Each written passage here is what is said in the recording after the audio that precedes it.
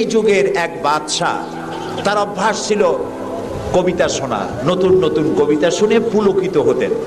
এখন নতুন কবিতার কত শোনানো যায়, এখন কবিতা আর মানুষ নতুন করে আর বানাচ্ছে না। ফলে রাজা তার মন্ত্রীদেরকে ডেকে বলল যে বাজারে শোহরাত করে দাও, যে ব্যক্তি নতুন কবিতা রাজাকে শোনাতে পারবে তাকে 10 সহস্র মুদ্রা পুরস্কার দেওয়া হবে। মন্ত্রীরা বলল এটা তো সর্বনাশ হবে, এই নতুন কবিতা লোকেরা বানায় আনবে আর আপনি 10 সহস্র করে মুদ্রা দিয়ে দিয়ে রাজভান্ডার তো শেষ হয়ে যাবে। রাজা বলল না, আমার বুদ্ধি আমার কাছে, তোমরা শুধু এইভাবে ঘোষণাটা দিয়ে দাও আর 3টা লোক দাও আমাকে, একবার শুনলে মুখস্থ হয় এরকম একজন দাও, 2বার শুনলে মুখস্থ এরকম আরেকজন দাও, 3বার শুনলে মুখস্থ এরকম আরেকজন দাও। স্মৃতিশক্তি সম্পন্ন এরকম 3 জন লোক পাওয়া মোটেই কষ্ট হলো না। বাজারে শোহরাত করে দেওয়া হলো। নতুন নতুন নতুন নতুন কবিতা তৈরি করে কবিরা আসতে লাগলো, দিচ্ছে। আপনারা থামেন না, আমি তো বলে দিয়েছি, ফ্যান সরাই দেন পিছনের দিকে, পিছনে লাগাই দেন আমার পিছনে।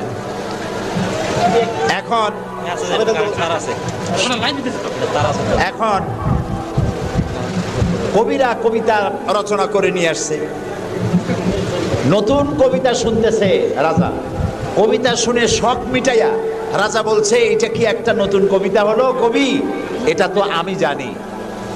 কবি কয় যেন আপনি জানবেন কি করে, তো আমি তৈরি করেছি, কত হোমওয়ার্ক করে রাত জায়গা কষ্ট করে এটা তৈরি করেছি, আর আপনি বলছেন আমি জানি। বাদশা বলছে শুধু আমি না, তোমার বিশ্বাস হয় না, এই যে আমার পাশে যে সব পারিষদের লোকেরা যারা বসে আছে ওরাও জানে। কবি চ্যালেঞ্জ করলো অসম্ভব, আমি সারা রাত জেগে জেগে কষ্ট করে রুদ্ধদ্বার কক্ষে বসে বসে কবিতা রচনা করেছি, কারো জানার কথা না। তোমার বিশ্বাস হয় না? ওই যে একবার শুনলে যার মুখস্থ হয় তার বললো তুমি শোনাও তো, সে দাঁড়ায় শোনাই দিল। 2বার শুনলে যার মুখস্থ হয় তার তো 2বার শোনা হয়ে গেছে, বললো তুমি শোনাও, সেও শোনাই দিল। 3বার শুনলে যার মুখস্থ হয় তার তো 3বার শোনা হয়েছে, বললো তুমি শোনাও তো, সেও শোনাই দিল। কবি বেচারা বেকুব হয়ে হেঁটে গেল। এরকম কবিদের কাছ থেকে নতুন নতুন কবিতা শুনে শখ মেটাতে মেটাতে এক চালাক কবি অবস্থাটা বুঝে ফেলেছে। সে বুঝে এক কবিতা তৈরি করে এনেছে, এনে বলছে যা মানে আমি এক কবিতা এনেছি। বললো না যে নতুন কবিতা এনেছি, কবিতা এনেছে। বাদশা বলল শোনাও। কবি কবিতা শোনালেন। তার কবিতার অর্থ ছিল এরকম যে হে রাজা, আপনার পিতা আর আমার পিতার সাথে ছিল গভীর বন্ধুত্ব। এই বন্ধুত্বের সূত্র ধরে আপনার পিতা আমার পিতার কাছ থেকে 10 সহস্র রৌপ্য মুদ্রা ধার করেছিলেন। চুক্তিপত্রে লেখা ছিল আপনার পিতা আর আমার পিতা মরে যাওয়ার পর আপনি আপনার পিতার উত্তরাধিকার সূত্রে আমার পিতার কাছে দেনা হিসাবে 10 সহস্র রৌপ্য মুদ্রা আমাকে পরিশোধ করবেন। বাদশাহ শুনিয়া চিন্তা করলো সর্বনাশ, আমি যদি বলি যেটা আমি জানি আর সাথের লোকেরাও জানে তাহলে তো সাক্ষী প্রমাণ হয়ে গেল, তাহলে তো 10 সহস্র মুদ্রা না রৌপ্য মুদ্রা দেওয়া লাগবে, কি সাংঘাতিক কথা। রাজা তখন বলল কবি এতদিনে নতুন একটা কবিতা তুমি আমারে শোনালে, যা আমিও জানি না আমার লোকেরাও জানে না। আমি এই গল্পটি আপনাদেরকে শোনালাম এই জন্যে যে সেই যুগের লোকেরা যতটা পাগল, আহাম্মক, বেকুব আমরা মনে করি, এরকম বেকুব ছিল না, আহাম্মক ছিল না। তাদের শৌর্য ছিল, তারা স্বাধীন চেতা ছিল, বীরত্বগাথা ছিল তাদের। তারা কারোর অধীনতা স্বীকার করতো না, বুদ্ধি ছিল, প্রজ্ঞা ছিল, মেধা ছিল, সব ছিল। শুধু একটি জিনিসের অভাবে তারা চুরি করত, ডাকাতি করত, জেনা করত, ব্যভিচার করত, হত্যা করত, এগুলিকে কোনো অপরাধ মনে করত না। সেই জিনিসটির নাম ছিল ওহীর জ্ঞান। সেই জিনিসটির নাম ছিল কি? আল্লাহ রাব্বুল আলামিন সেই যুগে এই মানুষগুলির পরিবর্তনের জন্য, গোটা বিশ্বে শান্তি আনার জন্য, পৃথিবী যখন ধ্বংসের দ্বার প্রান্তে দাঁড়িয়েছে, রহমত ছাড়া পৃথিবীকে আর রক্ষা করা যাবে না, তখন আল্লাহ তাআলা রাসূলকে রহমত হিসাবে পাঠালেন। আল্লাহ তাআলা বলছেন ওয়ামা আরসালনাকা ইল্লা রাহমাতাল লিল আলামিন। নবী হে, আমি আপনাকে আমার গোটা বিশ্বের জন্য, গোটা সৃষ্টি জগতের জন্য আমি আপনাকে আমার করুণার মূর্ত প্রতীক করে পাঠালাম। সৃষ্টি জগতের জন্য আপনি আমার রহমত। সুবহানাল্লাহ। বর্তমান যে মাসটা চলছে এই মাসটির নাম আরবি মাস মাহে রবিউল আউয়াল। এই মাসেই আল্লাহ তাআলা পাঠিয়েছিলেন বিশ্বনবী মুহাম্মদ রাসূলুল্লাহ সাল্লাল্লাহু আলাইহি ওয়াসাল্লামকে পৃথিবীর মানবতার কল্যাণের জন্য। তাকে এই পৃথিবীতে আল্লাহ তাআলা পাঠিয়েছিলেন। আল্লাহ তাআলা কোরআনে কারীমের মধ্যে বলছেন, সূরা আন-নাহল আল্লাহ তাআলা বলছেন, وعلى الله قصد السبيل ومنها جائر ولو شاء لهداكم أجمعين وعلى الله قصد السبيل। আর সোজা রাস্তা বলে দেওয়ার দায়িত্ব আমি আল্লাহর। সুবহানাল্লাহ বলেন। সোজা রাস্তা বলে দেওয়ার দায়িত্ব কার? আল্লাহ তাআলা বলছেন সোজা রাস্তা বলে দেওয়ার দায়িত্ব আমার, যেখানে রয়েছে অসংখ্য বাঁকা পথ। ওয়ালাউ শাআ লাহাদাকুম আজমাইন। আর আমি যদি ইচ্ছে করতাম তাহলে গোটা বিশ্বের সমগ্র মানব মণ্ডলীকে আমি হেদায়েত করে দিতাম। এখানে প্রশ্ন ওঠে, তাহলে তিনি হেদায়েত করলেন না কেন? এই যে পৃথিবীতে নানামুখী মানুষ, কেউ আল্লাহ মানে কেউ মানে না, কেউ নামাজ পড়ে কেউ পড়ে না, কেউ মদ খায় জেনা করে, এই যে নানামুখী নানা চরিত্রের মানুষ, আল্লাহ বলছেন আমি হেদায়েত ইচ্ছে করলে সবাইকে করে দিতে পারতাম, তাহলে তিনি করলেন না কেন? এর কারণ হচ্ছে আল্লাহ তাআলা মানুষকে করেছেন সব থেকে শ্রেষ্ঠ সৃষ্টি। সৃষ্টির সেরা কারা? জোরে বলেন। আচ্ছা, সৃষ্টির সেরাই মানুষ হলো কি করে? মানুষ কি পাখির মতো উড়তে পারে? মানুষ কি চিতাবাঘের মতো দৌড়াতে পারে? মানুষ কি মাছের মতো সাঁতরাতে পারে? মানুষ কি বাঘের মতো ক্ষিপ্রতা, সিংহের মতো হিংস্রতা, সাপের মতো ক্রুদ্ধতা এগুলি মানুষের মধ্যে কি আছে? নাই। তাহলে মানুষ সৃষ্টির সেরা হলো কিভাবে বলতে পারেন? সৃষ্টির সেরা হয়েছে তার জ্ঞানের কারণে। আল্লাহ তাআলা চাঁদ সূর্যকে যেভাবে বাধ্য করেছেন তার হুকুম মানার জন্য, আমাদেরকে আল্লাহ তাআলা এভাবে হুকুম মানতে বাধ্য করেন নাই। কোরআন শরীফে আল্লাহ তাআলা বলেছেন, ওয়ালাকাদ কাররামনা বানি আদম। আল্লাহ তাআলা বলেন আদম সন্তানকে আমি সম্মানিত করেছি। চাঁদ, সূর্য, গ্রহ, নক্ষত্র, সৌররাজি, নবমণ্ডল, ভূমণ্ডল সব কিছু আল্লাহর আইন মানতে বাধ্য না বাধ্য নয়? আল্লাহ তাআলা কোরআনে কারীমে বলেছেন, আফাগায়রা দীনিল্লাহি ইয়াবগুন ওয়া লাহু আসলামা মান ফিস সামাওয়াতি ওয়াল আরদি তাওআন ওয়া কারহা। আফাগায়রা দীনিল্লাহি ইয়াবগুন, তোরা কি আল্লাহর দেওয়া জীবন ব্যবস্থাকে ছেড়ে দিয়ে অন্যের তৈরি করা মতবাদ গ্রহণ করতে চাও? ওয়ালাহু আসলামা মান ফিস সামাওয়াতি, অথচ আকাশে যা আছে জমিনে যা আছে সব কিছু তার আনুগত্যের মস্তককে আমার সামনে নত করে দিয়েছে। সুবহানাল্লাহ। চাঁদ এবং সূর্য, সূর্যের কোনো ক্ষমতা নাই। রাত এখন বাংলাদেশে 8:40, রাত। সূর্যের কোনো ক্ষমতা নাই এখন বাংলাদেশে সে উদিত হয়। রাতের অধিকারকে সূর্য ক্ষুণ্ণ করতে পারে না, সূর্যের অধিকারকে চন্দ্র ক্ষুণ্ণ করতে পারে না। লাশ-শামসু ইয়ামবাগি লাহা আন তুদরিকাল কামারা ওয়ালাল লাইলু সাবিকুন নাহার ওয়া কুল্লুন ফি ফালাকিন ইয়াসবাহুন। আকাশে জমিনে যা কিছু আছে সব আল্লাহর হুকুম মেনে চলছে, কেউ কাউকে অতিক্রম করতে পারে না। তাহলে আমরা বুঝলাম চাঁদ সূর্য হুকুম মানে কার? জোরে বলেন। এই যে গাছগুলি, চতুর্দিকে যত গাছপালা আপনারা দেখতে পান, সুবরি গাছে নারকেল হবে না, নারকেল গাছে তাল হবে না, বেল গাছে জাম হবে না, আম গাছে লিচু হবে না। ওয়ালান তাজিদা লিসুন্নাতিল্লাহি তাবদীলা। আল্লাহ তাআলা বলছেন আমার লব নেচার, প্রকৃতির আইনের ভেতরে কোনো পরিবর্তন হবে না, আমার আইন তারা মানতে বাধ্য। কেবলমাত্র মানুষ, কেবলমাত্র মানুষ। আমি তোমাদেরকে সম্মানিত করেছি, সেই জন্য আমি তোমাকে আইন মানতে বাধ্য করি নাই। কোরআন শরীফে আল্লাহ পাক বলছেন ইচ্ছে করলে কুফরি করতে পারো, ইচ্ছে করলে ঈমান আনতে পারো, ইচ্ছে করলে মুমিন হতে পারো, ইচ্ছা করলে কুফরিও করতে পারো। এটা তোমার ইচ্ছার উপরে ছেড়ে দিয়েছে। কারণ কাত্তাবাইয়ানার রুশদু মিনাল গাই, হক আর বাতিল দুইটাকে আমি আলাদা করে দেখিয়ে দিয়েছি। আসহাবুল ইয়ামিন, আসহাবুশ শিমাল, ডানপন্থী আর বামপন্থী দুইটা দল আমি দেখাই দিয়েছি। ডান দিকে, আর এটা বোঝার জন্য বিবেক দিয়েছি। কি দিয়েছি বলেন?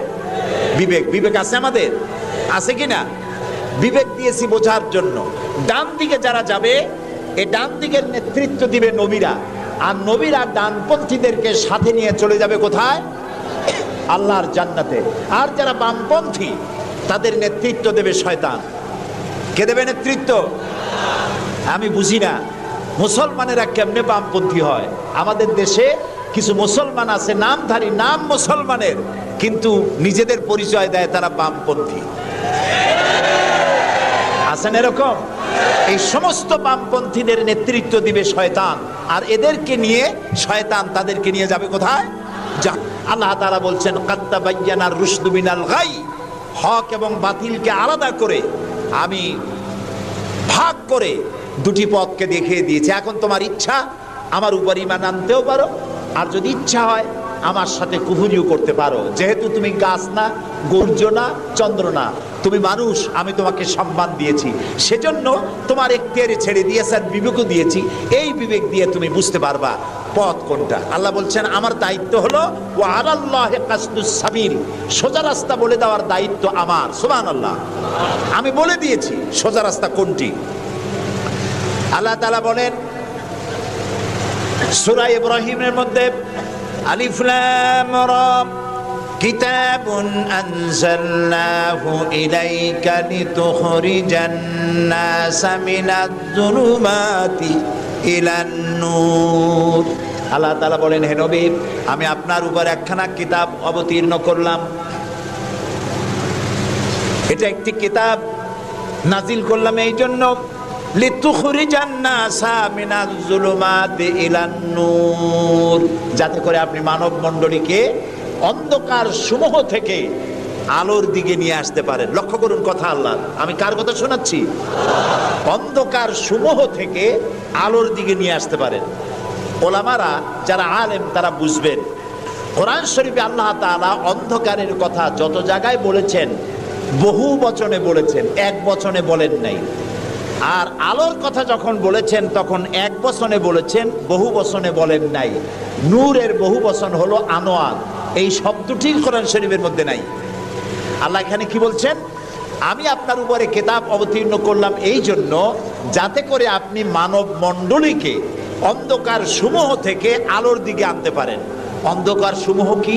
অন্ধকার সমূহ হচ্ছে মানব রচিত যত মতবাদ, এ সবগুলো কি বলেন সবাই? অন্ধকার। আর ইসলাম হলো আলো। অন্ধকারের অনেক রূপ হয়, আলোর রূপ হয় মাত্র, বলেন কয়টা হয়? দেখুন, অঙ্ক যেদিন পরীক্ষা হয়, ম্যাট্রিক হোক আর দাখিল পরীক্ষা হোক, অঙ্কের যে পরীক্ষাটা যেদিন হয় সেদিন অঙ্ক পরীক্ষা দিতে গিয়ে যাদের অঙ্ক ভুল হয় তাদের ফলাফল একরকম হয় না বহু রকম হয়? ভুল যা হয় কয় রকম হয়, আর অঙ্ক যাদের রাইট হয় তাদের কয় রকম হয়?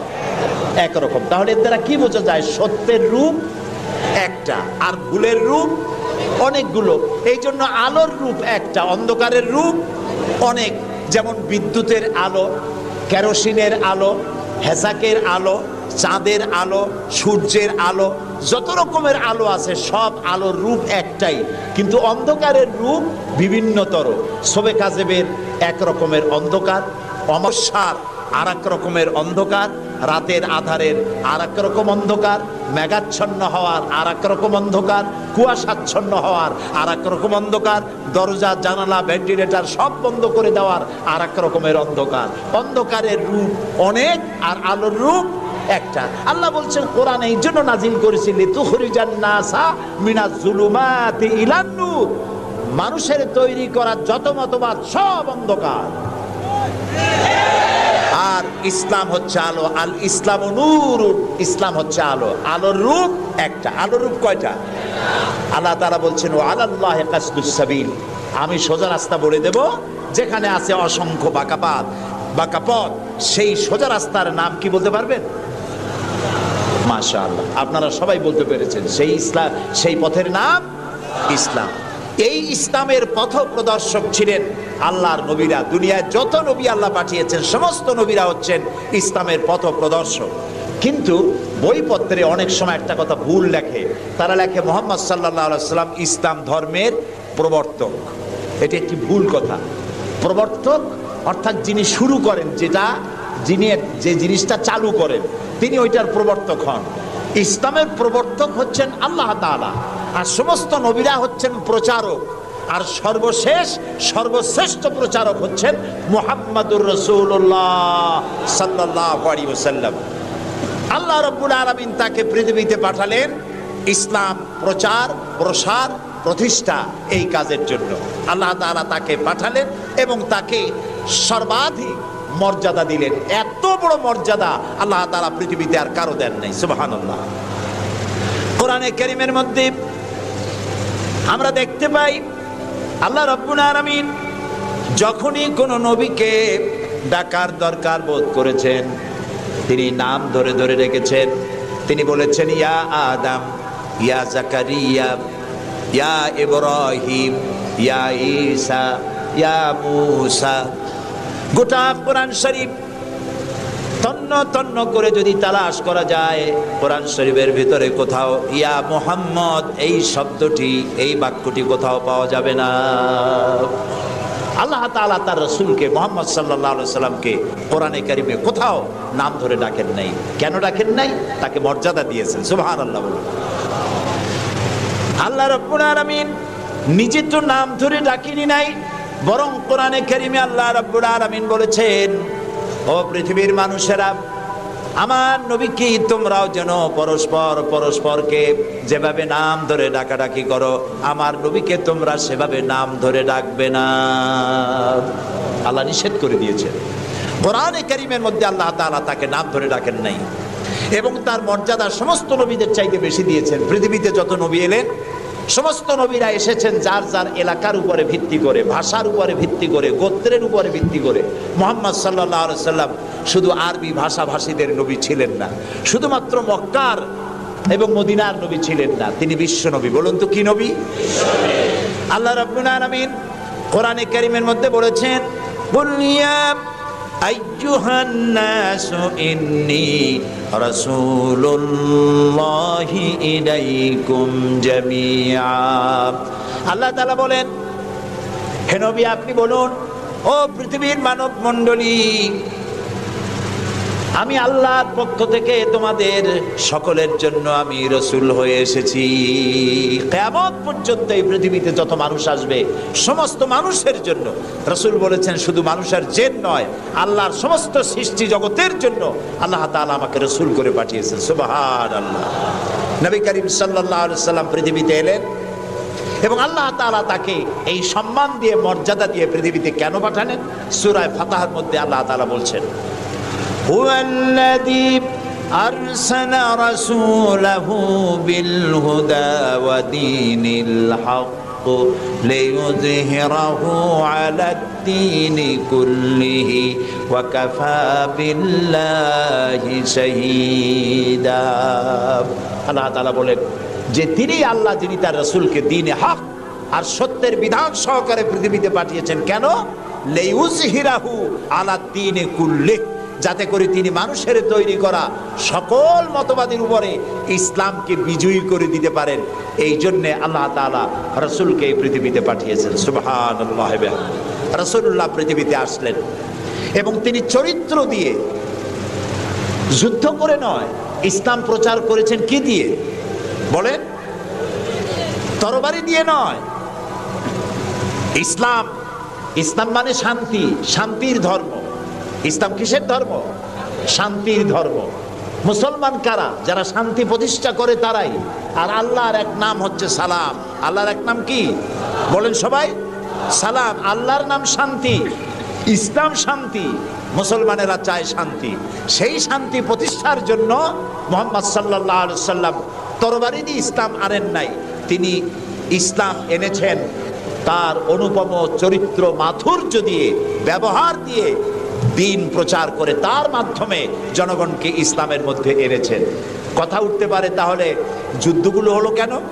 বদর, ওহদ, হুনাইন, তাবুক, এগুলো ইয়ারমুক, কেন এই যুদ্ধগুলো হলো? এসব যুদ্ধ ছিল ডিফেন্সিভ।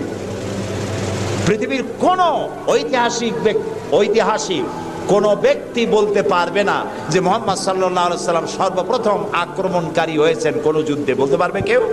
বলতে পারবে? তিনি তা করেননি। যখন আক্রান্ত হয়েছেন তখন তিনি প্রতিরক্ষামূলক যুদ্ধ করেছেন, আক্রমণাত্মক যুদ্ধ রাসূলুল্লাহ তার জীবনেও করেন নাই। সুবহানাল্লাহ। চরিত্র দিয়ে তিনি দুনিয়াকে বিজয় করেছেন। পৃথিবীতে যত নেতা আছে সমস্ত নেতাদের চরিত্র তো দুই রকম হয়। নেতাদের চরিত্র কয় রকম হয়? দুই রকম। একটা হয় পার্সোনাল ক্যারেক্টার, আর একটা হয় পাবলিক ক্যারেক্টার। একটা হয় জনগণকে দেখানোর, আর একটা হয় ব্যক্তিগত। রাসূলুল্লাহর চরিত্র এরকম দুই রকম ছিল না। একটু মাথা খাটায় চিন্তা করেন, পৃথিবীতে কোন নেতা আছেন যিনি জনগণের সামনে দাঁড়িয়ে বলতে পারবেন আমি ছাত্র জীবনে যা করেছি, যৌবনে যা করেছি, রাজনৈতিক নেতা হিসাবে গোপনে গোপনে যা করি, এসব কথাগুলি মানুষের কাছে, আমার দলের কাছে, দেশবাসীর কাছে খুলে বলে দাও, এরকম বলতে পারবে কেউ? একজনও পারবে না। যদি বলে তাহলে সব সর্বনাশ।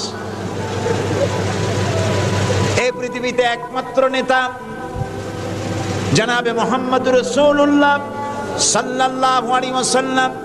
তিনি বলেছেন, ও আমার সাহাবীরা, ও আমার স্ত্রীরা, দিনের আলোতে আর রাতের আধারে আমার ভিতরে তোমরা যে আচরণ আমার দেখতে পাও, আমার ওঠা বসা, আমার চলাফেরা, আমার আচার আচরণ, যা কিছু আমার ভিতরে দেখতে পাও সবগুলি খুলে খুলে মানুষের সামনে বলে দাও। সুবহানাল্লাহ। রাসূলুল্লাহর চরিত্রের সার্টিফিকেট, তার আখলাক কেমন, এটা জানার জন্য হযরত আয়েশার কাছে কয়েকজন সাহাবী প্রশ্ন করেছিলেন, মা, রাসূলুল্লাহর কাছে বেশি সময় কাটাবার সুযোগ আপনি পান, তার ইনস অ্যান্ড আউট আপনি ভালো করে জানেন, বলুন তো তার আখলাক কেমন, তার চরিত্র কেমন? মা আয়েশা বললেন, তোমরা কি কোরআন পড়েছো? বললেন, হ্যাঁ কোরআন পড়েছি। কোরআন কি বোঝো? হ্যাঁ কোরআন বুঝি। হযরত আয়েশা বলেন, কোরআন যদি পড়ে থাকো, কোরআন যদি বুঝে থাকো, রাসূলের চরিত্র আমার কাছে জানার কোনো দরকার নাই। যেটা কোরআন তোমরা পড়েছো, কোরআনের বাস্তব নমুনা যদি দেখতে চাও, আল্লাহর নবীর দিকে তাকায়া দেখো। তার চরিত্র হলো কোরআন। রাসূলুল্লাহর চরিত্র কি? কোরআন। রাসূলুল্লাহর নবুয়তের 23 বছরের জীবনে যা আছে 30 পারা কোরআনে তাই আছে। 30 পারা কোরআনে যা আছে রাসূলুল্লাহর 23 বছরের নবুয়তের জীবনে তাই আছে। বড় করে বলেন সুবহানাল্লাহ। এই ছিল রাসূলের জীবন।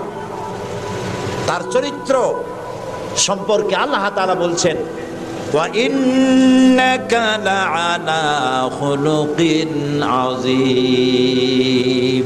হে নবী, আপনি উন্নত চরিত্রের উপরে প্রতিষ্ঠিত। আল্লাহ বলতেছেন। কে বলতেছেন? আল্লাহ বলতেছেন আপনি উন্নত চরিত্রের উপরে প্রতিষ্ঠিত। সুবহানাল্লাহ। এবং আমাদেরকে বলা হচ্ছে, আমাদেরকে, কাদেরকে? সারা দুনিয়ার মুসলমানদেরকে বলা হচ্ছে, লাকাদ কানা লাকুম ফি রাসূলিল্লাহি উসওয়াতুন হাসানা। গ্রহণযোগ্য মহত্তম আদর্শ তোমাদের জন্য আদর্শ রয়েছে তোমাদের রাসূলের মধ্যে। আমরা উল্টা কাজ করি। আমরা ইসলামরে চিনি পীর সাহেবরে দিয়া, মৌলানা সাহেবরে দিয়া, হুজুররে দিয়া ইসলাম বুঝতে চেষ্টা করি। এটা উল্টা কাম। আসলে ইসলাম দিয়া, কোরআন দিয়া, হাদিস দিয়া পীর সাহেবকে যাচাই করা উচিত, কোরআন হাদিস মতো উনি আছেন কিনা। হুজুর সাহেব, মৌলানা সাহেব, নেতা সাহেব কোরআন হাদিস অনুযায়ী আছে কিনা, ওই ব্যারোমিটার দিয়েই বাছাই এবং যাচাই করা উচিত। কিন্তু তা না করে আমরা উল্টাটা করি, যার জন্য আমরা প্রতারিত হই। এই জন্য রাসূল হচ্ছেন আমাদের নেতা হিসাবে শ্রেষ্ঠ নেতা। তার থেকে বড় নেতা আকাশের নিচে জমিনের উপরে কেউ নাই। তাকেই গ্রহণ করতে হবে। দেখুন, চরিত্রের উন্নত সার্টিফিকেট দিতে পারে একজন পুরুষের জন্য কে দিতে পারে? তার স্ত্রী। সব থেকে কে পারে? স্ত্রী বলতে পারে এই পুরুষটি কেমন। আর একজন স্ত্রী তার স্বামীর জন্য সব করতে পারে, জীবনটাও বিলাই দিতে পারে, কিন্তু সহজে স্বামীর বিশ্বাস যেটা সেটার উপরে ঈমান আনা এটি সহজ কথা নয়। যত পীর সাহেবরা আছেন বাইরে মুরিদ বানাতে আসেন, জিজ্ঞেস করা উচিত, হুজুর আপনার বউ আপনার কাছে মুরিদ হয়েছে কিনা।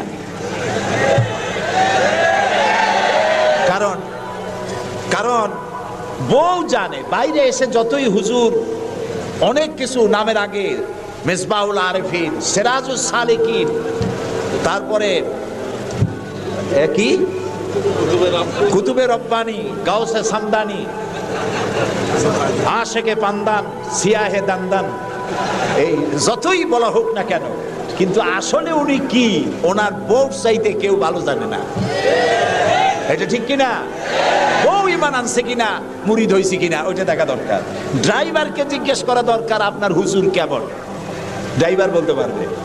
ওনার সাথে খাদেমদেরকে একান্তে জিজ্ঞেস করা দরকার হুজুর কেমন, ওনারা বলতে পারবেন। দেখুন, এই পৃথিবীতে নবী করিম সাল্লাল্লাহু আলাইহি ওয়াসাল্লাম যখন ওহী পেলেন, দ্বিতীয় ওহী ছিল ওয়ানজির আশিরাতাকাল আকরাবিন, নিকটবর্তী লোকদেরকে এবার দ্বীনের দাওয়াত দেন। এই সর্বপ্রথম দাওয়াতের জন্য আল্লাহ তাআলা বললেন, আল্লাহর প্রতি, জাহান্নামের প্রতি ভয় দেখান, সতর্ক করুন মানুষদেরকে। সর্বপ্রথম তিনি মনে করলেন নিকটবর্তীদেরকে দাওয়াত দিতে আল্লাহ বলেছেন আগে। তামার নিকটবর্তী খাদিজার চাইতে তো কেউ নাই। খাদিজার কাছে গিয়েই রাসূলুল্লাহ দাওয়াত দিলেন। দাওয়াতটা কি? বললেন, খাদিজা, এই যে চোখে দেখা লাত, মানাত, উজ্জা, হুবাল, এর একটাও খোদা না, এগুলো বেহুদা। এগুলা কিছু বানাইতে পারে না, কেউরে সাহায্য করতে পারে না, এমনকি নিজেকেও বিপদ থেকে রক্ষা করার কোনো শক্তি ওদের নাই। এক অদেখা আল্লাহ আছেন, যিনি ছাড়া কোনো ইলাহ নাই। তোমাকে আমাকে তিনিই সৃষ্টি করেছেন, তাকে আল্লাহ হিসাবে মানো, যারা দেখা যায় না। আর আমি সেই আল্লাহর শেষ নবী, আমাকে নবী হিসাবে মানো। কত বড় কঠিন কথা, কত বড় কঠিন কথা। প্রিয় ভাই সব, পর্দার আড়ালের মা বোনেরা লক্ষ্য করুন, হযরতে খাদিজাতুল কুবরা রাদিয়াল্লাহু তাআলা আনহা 40 বছরের বয়সের সময় মুহাম্মদ সাল্লাল্লাহু আলাইহি সাল্লামকে বিয়ে করেছিলেন। তখন তার বয়স 25 বছর। আর আজ 40 বছর বয়সে নবীজি নবুয়ত পেয়েছেন। 15টি বছর সময় পেয়েছেন রাসূলকে কাছে থেকে দেখার। হযরতে খাদিজা যখনই দ্বীনের দাওয়াত পেলেন, অদেখা আল্লাহকে বিশ্বাস করতে হবে, মুহাম্মদ সাল্লাল্লাহু আলাইহি সাল্লামের নবুয়ত মানতে হবে, এই প্রশ্ন যখন সামনে এলো, হযরতে খাদিজা কোনো প্রশ্ন তোলেন নাই, এক মুহূর্ত দেরিও করেন নাই, সঙ্গে সঙ্গে পড়ে নিয়েছেন লা ইলাহা ইল্লাল্লাহু মুহাম্মাদুর রাসূলুল্লাহ। হযরত খাদিজা বললেন আবুল কাসেম। তিনি মুহাম্মদ সাল্লাল্লাহু আলাইহি সাল্লামকে আবুল কাসেম বলে ডাকতেন, হে কাসেমের পিতা, হে কাসেমের পিতা। আমি ঈমান আনলাম আল্লাহর উপরে, যারে কোনোদিন দেখি নাই। আমি ঈমান আনলাম আপনার প্রতি, সেই আল্লাহর আপনি প্রেরিত রাসূল, নবী হিসেবে মেনে নিলাম। কারণ বিগত 15টি বছর আপনার সাথে থেকে আপনার মধ্যে যে আচরণ দেখেছি, এই আচরণ কোনো সাধারণ মানুষের হতে পারে না। আপনি অবশ্যই আল্লাহর নবী, আমার কোনো সন্দেহ নাই। রাসূলুল্লাহ যা করেছেন, চারিত্রিক বিপ্লব করেছেন। তার কৈশোর, তার যৌবন ওই জনগণের মধ্যেই হয়েছে। আল্লাহ তাআলা সিরিয়া থেকে নবী এনে মক্কায় চাপায় দেন নাই, মিশর থেকে নবী এনে মক্কার উপরে চাপায় দেন নাই। ওই সমাজেই তিল তিল করে তিনি বড় হয়েছেন মানুষের মাঝে। আর মানুষেরা এক পর্যায়ে মুহাম্মদ এই নামটা ভুলিয়ে গেল, তাকে ডাকা শুরু করলো আল আমিন বলে। সুবহানাল্লাহ, এটা নবুয়ত পাওয়ার অনেক আগে। তাকে ডাকতো আল আমিন। বিপদে পড়লে বলতো চলো আল আমিনের কাছে যাই, ঝগড়া হলে বলতো চলো আল আমিনের কাছে যাই, আমানত রাখতে হবে চলো আল আমিনের কাছে যাই। তার নামই লোকেরা ভুলে গেল। এক পর্যায়ে নাম প্রচারিত হলো আল আমিন, মানে কি? বিশ্বাসী। তিনি নিজেকে তিল তিল করে গড়েছেন, আল্লাহ তাআলা গড়ে তুলেছেন তাকে। হযরতে খাদিজা তার প্রতি ঈমান আনলেন। রাসূলুল্লাহ দাওয়াত দিলেন তার বন্ধু, যার সাথে তার বন্ধুত্ব ছিল 20 বছরের, হযরতে সাইয়েদুনা আবু বকর রাদিয়াল্লাহু তাআলা আনহু, 20 বছরের বন্ধু। হযরত আবু বকরের কাছে রাসূলুল্লাহ যখন দাওয়াত দিলেন যে আমি আল্লাহর রাসূল, আমার উপর ঈমান আনো, এক আল্লাহর উপর ঈমান আনো, হযরত আবু বকরও এক মুহূর্ত দেরি করেন নাই, বলেছেন আপনি অবশ্যই আল্লাহর নবী, আমার তো কোনো সন্দেহ নাই এর মধ্যে। সুবহানাল্লাহ। রাসূল পাক সাল্লাল্লাহু আলাইহি সাল্লাম এই মক্কি জিন্দেগিতে মানুষদেরকে তৈরি করলেন আল্লাহর ইচ্ছা মাফিক। তিনি দাওয়াত দিলেন একটি, তিনি বললেন ইয়া আইয়ুহান নাস কুলু লা ইলাহা ইল্লাল্লাহ তুফলিহু, হে মানব সকল পড়ো তোমরা লা ইলাহা ইল্লাল্লাহ, জোরে পড়েন লা ইলাহা ইল্লাল্লাহ, লা ইলাহা ইল্লাল্লাহ। এই কথা ঘোষণা করে দাও, কোনো ইলাহ নাই, কোনো আইনদাতা নাই, বিধানদাতা নাই, শাসনকর্তা নাই, কেউ নাই ইল্লাল্লাহ, আল্লাহ ছাড়া। এই দাওয়াত যখন তিনি দিলেন, যেই সমাজের লোকেরা তাকে আলামিন বলতো, সেই লোকেরা ফুলের মালা নিয়ে দৌড়ে আসতো নাকি? তারা পাথর নিয়ে ছুটে এলো, কারণ তারা বুঝতো লা ইলাহা ইল্লাল্লাহর মানে কি। লা ইলাহা ইল্লাল্লাহর মানে শুধু কোনো ইলাহ নাই আল্লাহ ছাড়া, মুহাম্মদ সাল্লাল্লাহু আলাইহি ওয়াসাল্লাম আল্লাহর প্রেরিত রাসূল, এই কথাটুকু যদি শুধু হইতো তাহলে মার খাওয়া লাগতো না। রাসূলুল্লাহ মার খান নাই, মুসা আলাইহিস সালাম মার খান নাই, ইব্রাহিম আলাইহিস সালাম খান নাই, এমন কোন নবী নাই। তিনজন নবী ছাড়া, কয়জন নবী ছাড়া? তিনজন নবী ছাড়া মার খান নাই, দেশান্তরিত হন নাই, গালিগালাজ শোনেন নাই, ঠাট্টা বিদ্রুপ শোনেন নাই, এমন কোন নবী নাই। কয়জন নবী বাদে? তিনজন। একজন কে? আদম আলাইহিস সালাম। সে সময় কোনো মানুষই নাই, কাজেই তারে বিরক্ত করবে কে? আর ছিলেন নূহ আলাইহিস সালাম। প্রথমে বাধা পাইলেন, পরে যখন বন্যা হয়ে গেল, সব যখন মরে গেল, তখন আর তারে বাধা দেওয়ার মতো কেউ ছিল না। আর একজন ছিলেন হযরত সুলাইমান আলাইহিস সালাম। হযরত সুলাইমানকে আল্লাহ সারা পৃথিবীর রাজত্ব তার হাতের মুঠায় দিয়ে দিয়েছিলেন, সেই জন্য তার বিরোধিতাকারী কেউ ছিল না। এই তিনজন বাদে ইয়া হাসরাতান আলাল ইবাদ, বান্দার উপর আফসোস, এমন একজন নবী রাসূল পাঠাই নাই যার সাথে সমকালীন যুগের লোকেরা ঠাট্টা করে নাই, বিদ্রুপ করে নাই, মারধর করে নাই। সবাই করেছে। কারণটা কি? কারণ কি?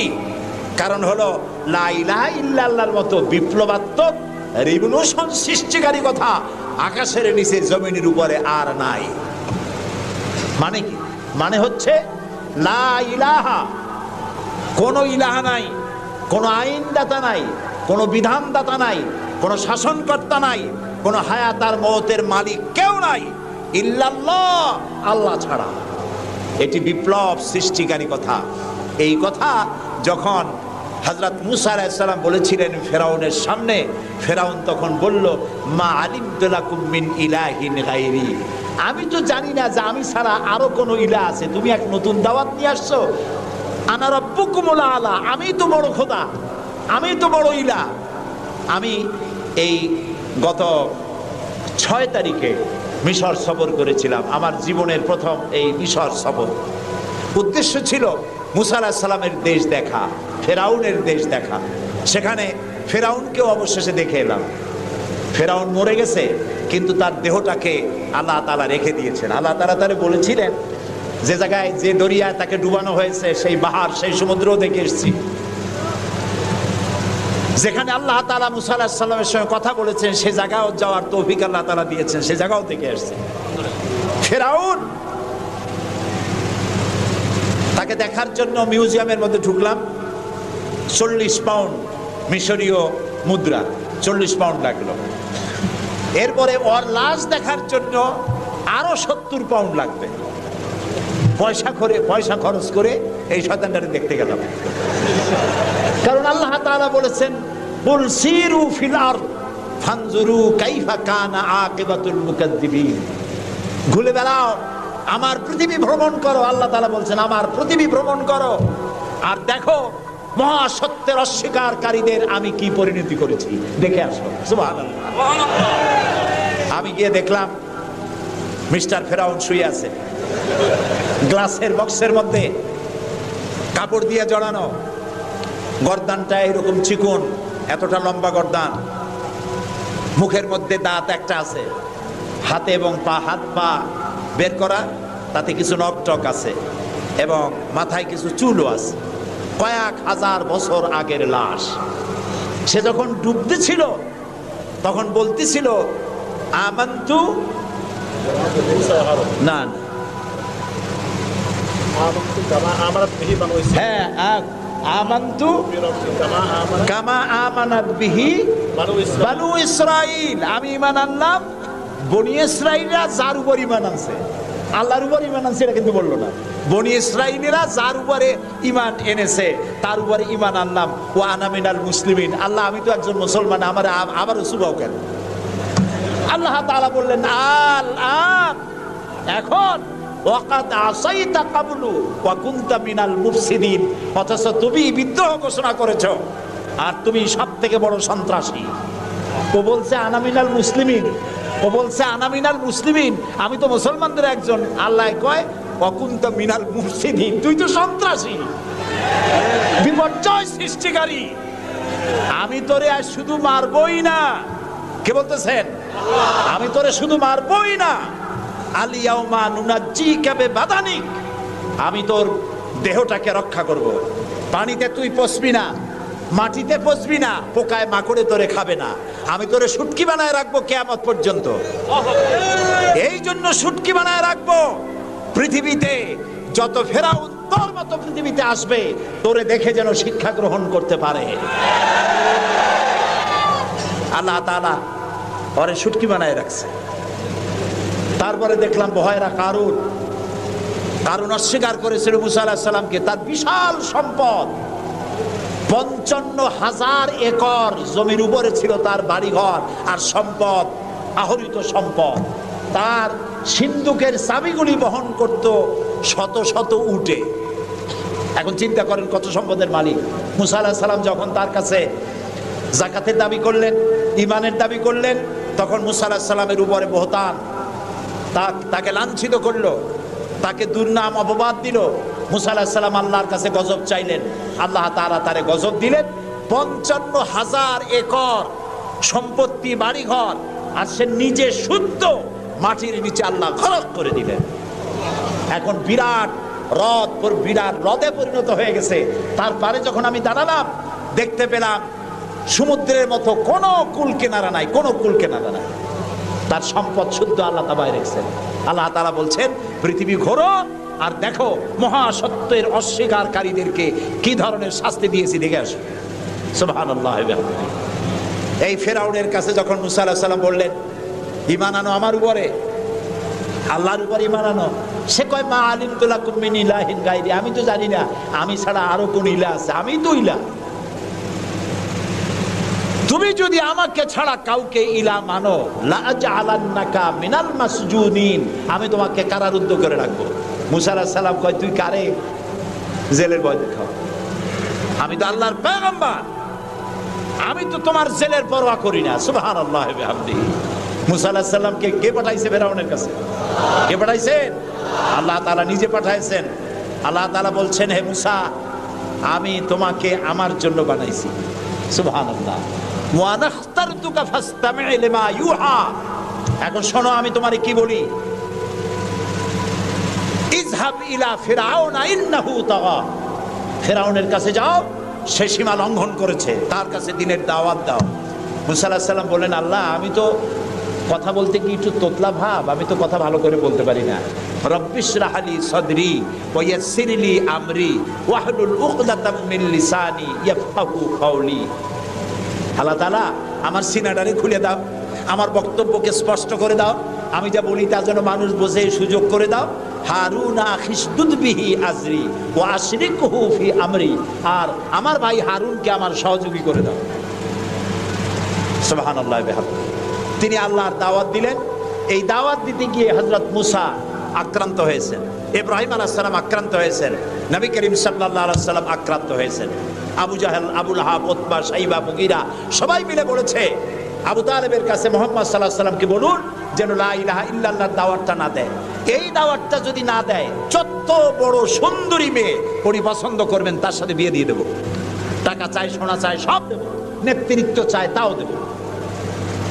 আল্লাহর নবীর কাছে এই প্রস্তাব যখন এলো, নবীজি বললেন আমার চাচা আপনি ওদেরকে শোনায় দেন, ওদের পক্ষে যেটা দেওয়া সম্ভব সেটা তো দেওয়া দূরের কথা, যেটা দেওয়া সম্ভব নয় তাও যদি ওরা আমাকে দিতে পারে, আকাশের সূর্যটা এনে যদি আমার ডান হাতে উঠায় দেয়, আর আকাশের পূর্ণিমার চাঁদটা যদি আমার বাম হাতে উঠায় দেয়, এর বিনিময়ে আমি মুহাম্মদ রাসূলুল্লাহ সাল্লাল্লাহু আলাইহি ওয়াসাল্লাম এক মুহূর্তের জন্য তাওহীদের দাওয়াতকে বন্ধ করে দেব না।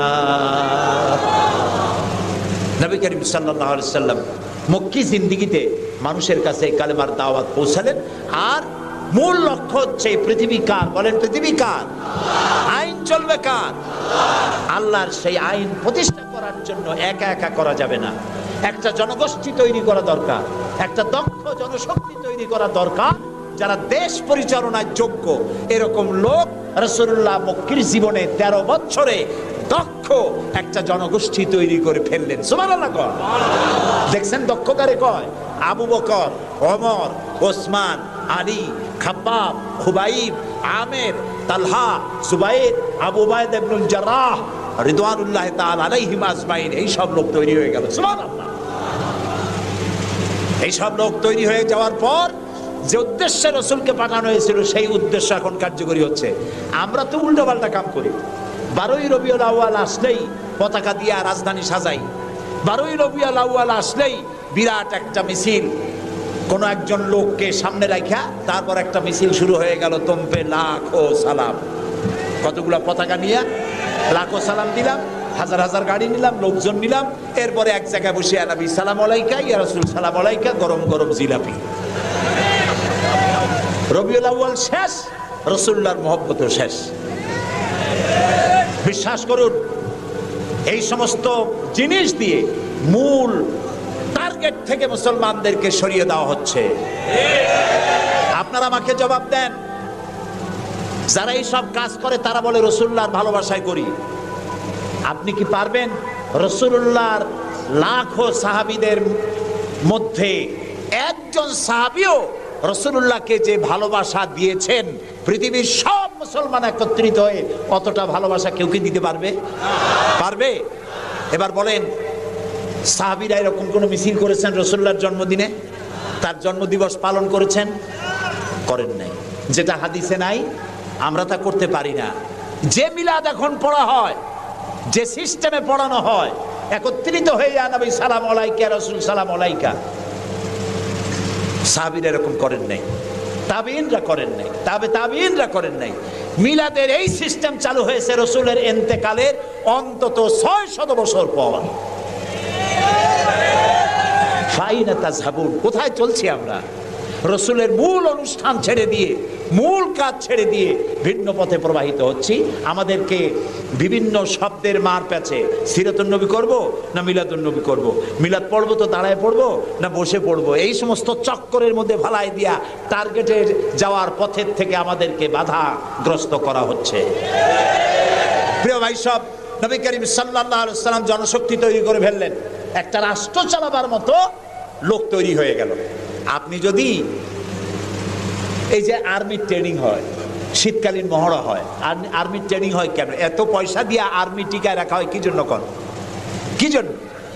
দেশ রক্ষার জন্য। আমরা তো সবাই দেশপ্রেমী, আমরা দেশ রক্ষা করতে তো আমরাই পারি। আর্মিদেরকে এত পয়সা খরচ করে করানো হচ্ছে কেন?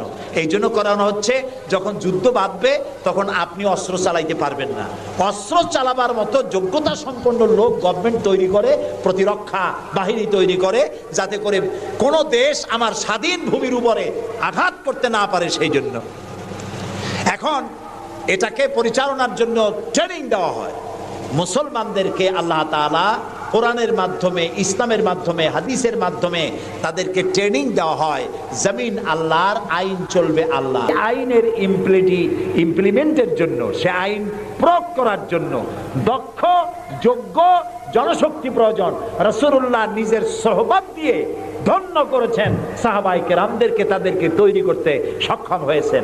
13 বছর চলে যাওয়ার পর আল্লাহ পাক তাকে হিজরত করার অর্ডার করলেন। এবার রাসূলুল্লাহ মদিনায় চলে আসলেন। মদিনায় এসে ইসলামী রাষ্ট্রের ঘোষণা দিলেন। সুবহানাল্লাহ বলেন। এবার রাসূলুল্লাহ প্রেসিডেন্ট, এবার রাসূলুল্লাহ কি?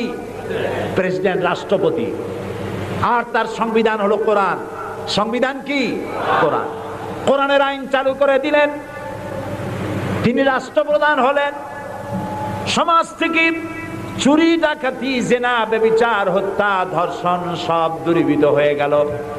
আজ মানুষ দরজা খুলে ঘুমাবার সুযোগ পেয়ে গেল। নবী করিম সাল্লাল্লাহু আলাইহি ওয়াসাল্লাম ঘোষণা করলেন, খায়রুল কুরুনি কারনি, সর্বশ্রেষ্ঠ যুগ হলো আমার যুগ। রাসূলের যুগ হলো শ্রেষ্ঠ যুগ। সমাজ থেকে চুরি ডাকাতি নির্মূল হয়ে গেল কোরআনের আইন চলার কারণে। যারা বিরোধিতা করছিল তারাও দেখলো যে মুহাম্মদ সাল্লাল্লাহু আলাইহি ওয়াসাল্লামের সাথে আমরা খামোখাই বিরোধিতা করেছি, উনি তো আমাদের বিরোধী লোক না, উনি তো আমাদের ধর্মের বিরুদ্ধের লোক না, উনি তো দেশে আইন দিয়েছেন এমন যে আইনের মাধ্যমে মানুষ তার নিজের ধর্ম পালন করতে পারে, চুরি করে না, ডাকাতি করে না, মানুষ খাবার পায়, পরার পায়, থাকার পায়, সবকিছুর গ্যারান্টি পেয়েছে। আল্লাহ তাআলা তখন একটি সূরা নাজিল করলেন। আল্লাহ তাআলা সূরা নাসর নাজিল করলেন, ইযা জাআ নাসরুল্লাহি ওয়াল ফাতহ ওয়া রাআইতান নাসা ইয়াদখুলুনা ফি দীনিল্লাহি আফওয়াজা। আল্লাহ তাআলা বলেন, যখন আল্লাহর পক্ষ থেকে বিজয় আসবে, আল্লাহর সাহায্য যখন আসবে, তখন দেখতে পাবে